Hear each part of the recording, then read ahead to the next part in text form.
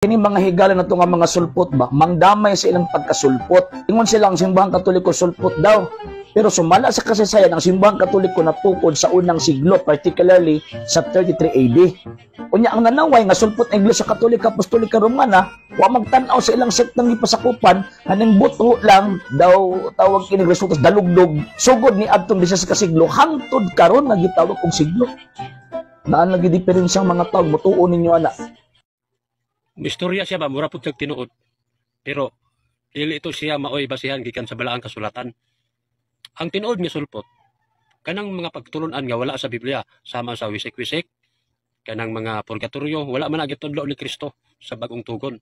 Mao na siya ang sulpot nga pagtulunan. Ang ikaduha, wala po si Kristo nagpangalan sa Romano Katoliko. Mao na sulpot, di ba? So, ang Iglesia, naana diha sa Biblia, sa wala pa ning sulpot nga Romano Katoliko. Ila-ila raman na ayaw mugtuana. Kaya nga naman, ang ilahang mga pagtulunan wala na nakabase sa Biblia, nakabase sa tradisyon nga hinimo lang og tao. O di ba? Nakita na to kinsa ang tinuod nga sulpot. Kini nga itong mga higalang mga sulpot ba, di mo na sila muuwaw, no? Nga moingon nga ang simbahang Katolika sulpot. Kay kung ato ang sakyan ang ilahang gitawag argumento ng simbahang Katolika sulpot, subot pasabot nagpadayag sila sa ilang pagkaignorante concerning sa kasaysayan.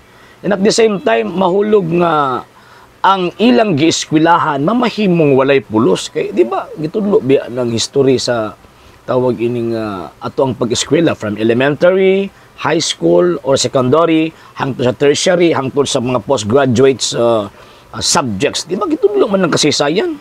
O nya dili gyud malilong ang kasaysayan o di malilong ang nakabutang nga information sa kasaysayan ng Santa Iglesia Katolika Apostolika Romana, iglesyang gitukod ni Kristo.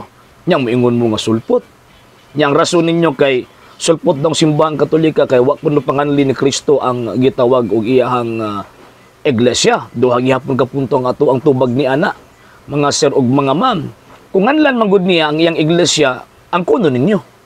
Di ba? Ang kuno gani mo karon nga pa niya nganli, how much more og iyahang gitawag og nganlan. And at the same time, di po niya butangan og ngalan ng iyahang iglesia. Ngano man kay kabalo man gud sa kining mga mini nga mga propeta, hilig kay mo gamit sa iyang ngalan.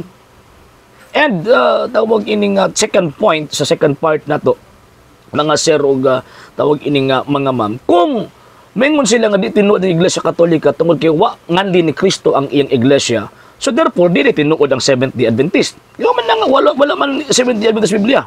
Wala ubang tawag ining mga pangalan sa mga sulpot nga nakasulat sa balaang kasulatan as proper title or name sa iglesia gitukod ni Ginoong Jesucristo. Pero ang tumoy ni ana mga sir o conclusion ni ana mga sir ug mga ma'am, kana bitaw ang katawanan kayo ba kay ang ilahang negation, ang ilahang pagnigar diha sila nagsandig sa pulong wala o dili mabasa. Magamit din na as evidence kanang term nga wala og tawag ining dili mabasa. Lain pang punto sa iyahang gitawag og video, mga sir ug mga ma'am. Ingon pa niya, ang Iglesia Katolika Apostolika Romana sulpot daw kay ang iyang mga teachings wala daw kuno sa Biblia. Again ha, gisandig na pud sa pulong wala. Dili na magamit nga ebidensya ang pulong wala. Musa korte pa na katawaan ka. Kay ni supak-supak ka or ni file kag kaso nga ang imong ebidensya wala o di mabasa. Katawanan ka. Ingon pa niya, sulpot Iglesia Katolika kay wa daw kuno sa Biblia ng wisik-wisik ang tawag ining bautismo. Giunsa to pagbautismo sa San Pablo?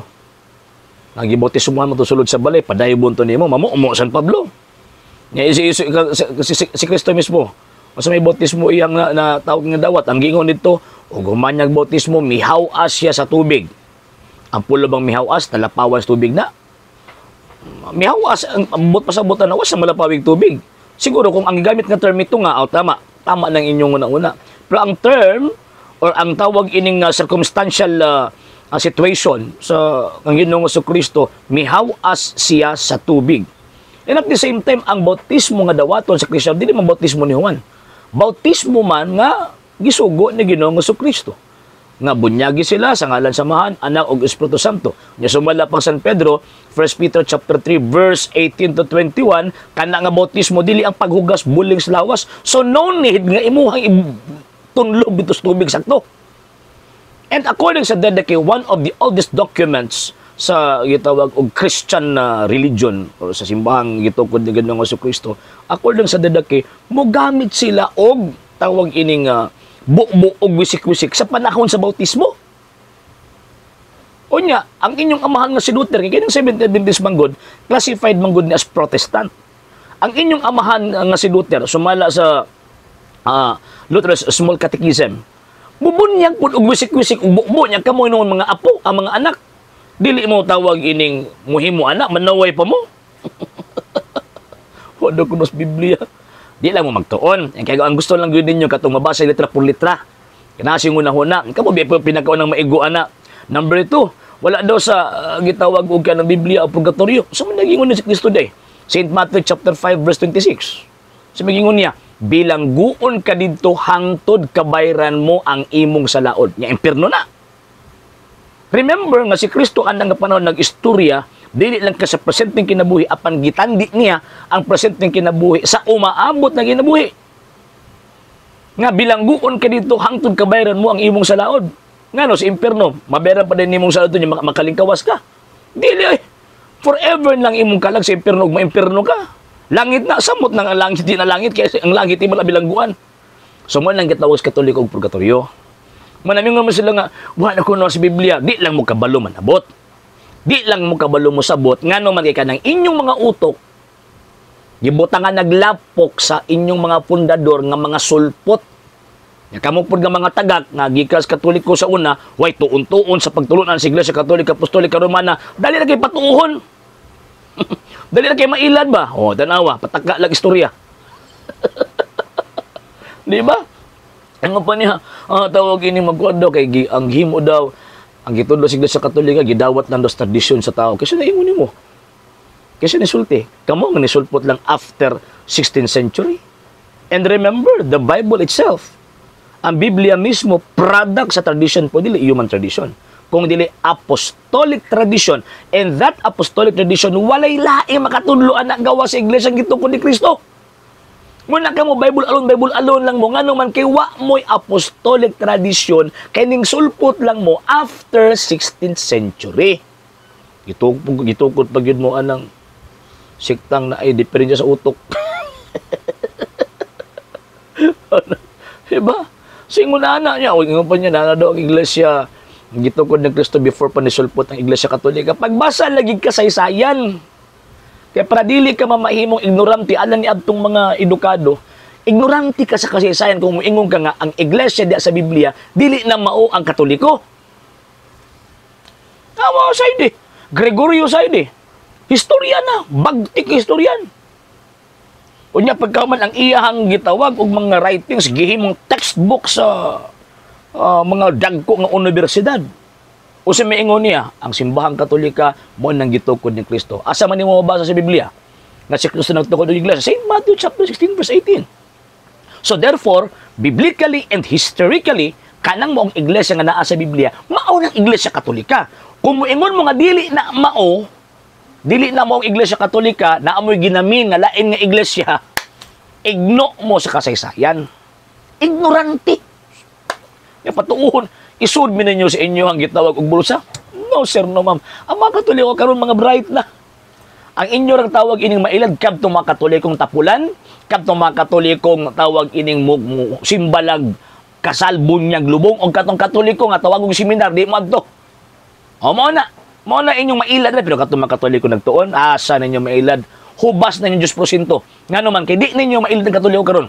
Dili na ninyo malingla ang Katoliko karon nga panahon sa hinungdan nga ang Katoliko karon panahon na pasalamat ng social media. Ang Katoliko karon panahon na nagtuon mo na kamo banat kay mo og tawag ang atake pero the more nga mga atake mo simbang Katolika, the more na inuon nga masakpan ang inyong butbot ug ang inyong bakak. Sa hindi pa po nakapag-follow sa mga pages po natin, i-follow nyo po yung mga pages po natin, RJ Horolanciano II, TV Apolia Punto Argumento page, Kuya Apologies TV page, and RJ's Vlog 2022. And pwede rin po kayo mag-send po dyan ng Facebook stars. And also, sa ating po mga channels. Sa hindi po nakapag-subscribe, subscribe po ninyo yung mga channels natin: Dalay Catholic, Apologist International Official, RJ Sano II TV, Kuya Apologist TV, and Barrio Kawayan Religious Forum. And pwede rin po kayo mag-send po dyan ng super sticker, super chats, and super thanks. And maraming salamat po sa mga kapatid at mga Katoliko na ulis pong tumutulong sa programa po natin. Maraming salamat po. Nang dahil po sa tulong at suporta po ninyo, ang programa po ito until now andito pa rin po sa social media. And until now din po, nangangailangan pa rin po tayo sa tulong at suporta po ninyo, dahil wala po kami magagawa rito mga sir, mga ma'am, kung wala po yung tulong at suporta po ninyo. Sa gusto pong tumulong, sa gusto pong sumuporta, pwede po ninyong ipadala ang tulong at suporta po ninyo sa pamamagitan po ng ating mga account numbers dyan po sa ating pong screen. And pwede nyo po kaming i-message sa ating pong page kung via remittance po yung papadala po ninyo. Maraming salamat po in advance.